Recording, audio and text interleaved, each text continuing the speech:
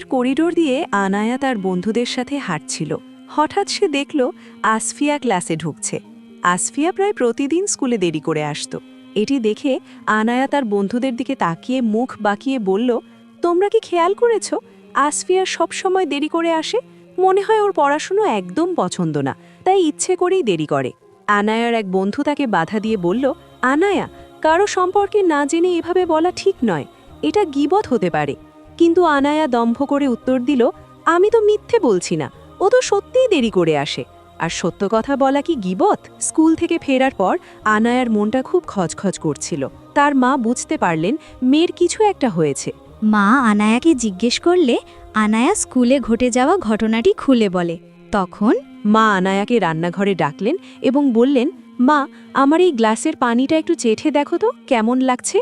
আনায়া এক চুমুক খেয়েই হাসি মুখে বলল, বাহ মা, এটা তো অনেক মিষ্টি, এতে মধু মেশানো আছে। মা মৃদু হেসে বললেন, ঠিক বলেছ, কারো সম্পর্কে ভালো কথা বলা বা কারো প্রশংসা করা হলো এই মধুর পানির মতো, যা মানুষের হৃদয়ে মিষ্টি স্বাদ আর প্রশান্তি ছড়িয়ে দেয়। এবার মা তাকে দ্বিতীয় একটি গ্লাস দিলেন এবং বললেন, এবার এটি একটু মুখে দাও তো। আনায়া এক চুমুক দিয়েই মুখ কুঁচকে থুতু করে ফেলে দিল। সে চেঁচিয়ে বলল, উফ মা, এটা তো অনেক তিতকুটে আর বিস্বাদ, এটা কি অনেক লবণ মিশিয়েছ? মা এবার গম্ভীর হয়ে বললেন, মা, এটাই হলো গীবত বা পরনিন্দা।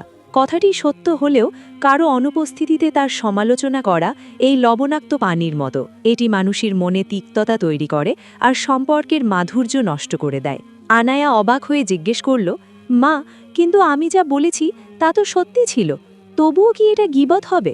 মা তাকে পরম মমতায় বুঝিয়ে বললেন, আমাদের নবীজি সাল্লাল্লাহু আলাইহি ওয়াসাল্লাম বলেছেন, গীবত হলো তোমার ভাই বা বোনের অনুপস্থিতিতে তার সম্পর্কে এমন কিছু বলা যা সে শুনলে কষ্ট পাবে। যদি কথাটি সত্য হয় তবুও তা গীবত, আর যদি মিথ্যা হয় তবে তা অপবাদ। আনায়া নিজের ভুল বুঝতে পারল। তার চোখ জলে ভরে উঠল। সে প্রতিজ্ঞা করল পরদিন স্কুলেই সে আসফিয়ার কাছে ক্ষমা চাইবে। পরদিন স্কুলে গিয়ে আনায়া আসফিয়ার হাত ধরে বলল, আসফিয়া, আমি না জেনে তোমাকে নিয়ে অনেক আজেবাজে কথা বলেছি, দয়া করে আমাকে ক্ষমা করে দাও। আসফিয়া খুব মিষ্টি করে হাসল এবং তাকে ক্ষমা করে দিল।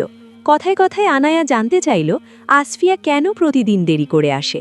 আসফিয়া ম্লান হেসে জানালো, আসলে আমার মা অনেক দিন ধরে অসুস্থ। সকালে সব ঘরের কাজ শেষ করে মাকে ওষুধ খাইয়ে তবেই আমাকে বের হতে হয়, তাই মাঝে মাঝে দেরি হয়ে যায়। আনায়া স্তম্ভিত হয়ে গেল। সে নিজেকে খুব অপরাধী মনে করতে লাগল। সে ভাবল, আসফিয়া এত বড় একটা দায়িত্ব পালন করছে আর সে না জেনেই তাকে অলস ভেবেছিল।